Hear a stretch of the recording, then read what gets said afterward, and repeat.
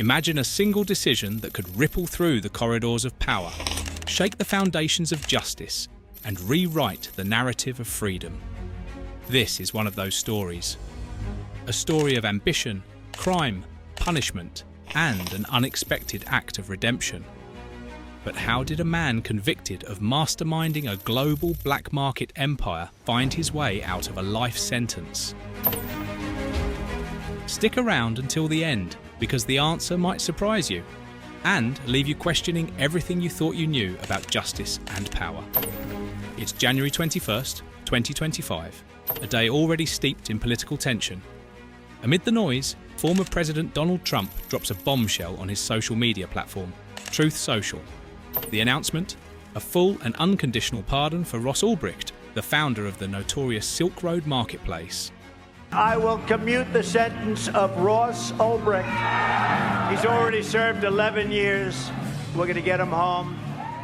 But this isn't just another pardon. It's a move that has sparked outrage, applause, and a whirlwind of debate. Why did Trump pardon a man once painted as the architect of a dark web empire? And what does this mean for the future of justice, cryptocurrency, and even the presidency itself? Let's rewind to 2011. Ross Ulbricht, a 27-year-old idealist with a dream of creating a freewheeling, free market site, launches Silk Road. It's a platform unlike any other, hidden in the depths of the dark web, powered by Tor and fueled by Bitcoin. At first glance, it's the epitome of libertarian values: freedom, privacy, and anonymity. But the same features that made Silk Road revolutionary also turned it into a haven for crime. Over 2 years, it facilitated $214 million in illegal trade, from drugs to services most wouldn't dare speak of. The dream twisted into a nightmare. People died from drugs bought on the platform. And then there were the allegations, the whispers of hitmen, conspiracies, and cover-ups. Thousands of drugs came through the black website called Silk Road. Ulbricht's arrest. In 2013, it all came crashing down. The FBI tracked Ulbricht to a San Francisco library, arresting him in what felt like a scene straight out of a movie. He was charged with crimes that would make headlines: drug trafficking, computer hacking, money laundering. But there was more. Prosecutors claimed Ulbricht, under the alias Dread Pirate Roberts, solicited murders to protect his empire, a chilling accusation that added an entirely new layer of darkness to the story. Ulbricht stood trial, claiming he'd created Silk Road with good intentions and that he'd been set up as a scapegoat. But the jury didn't buy it. In 2015, he was sentenced to life in prison without parole. Trump's announcement. Fast forward a decade.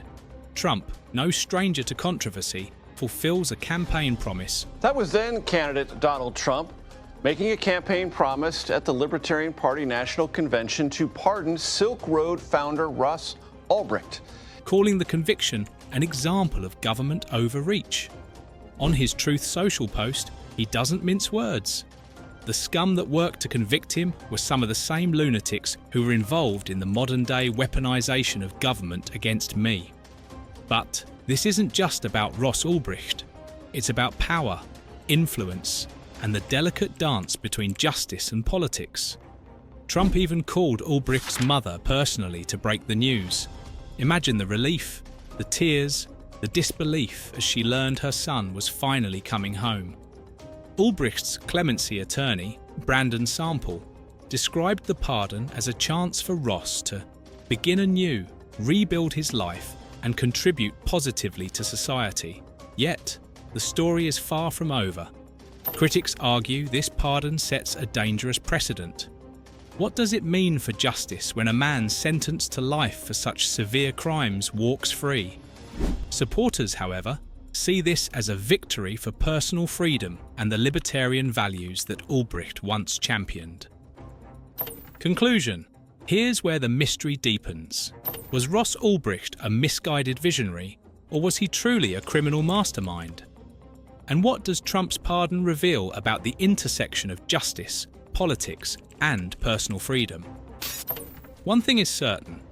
This story is a mirror, reflecting the complexities of our modern world. It challenges us to ask difficult questions. Who holds the power to define justice? And what happens when that power is wielded unpredictably?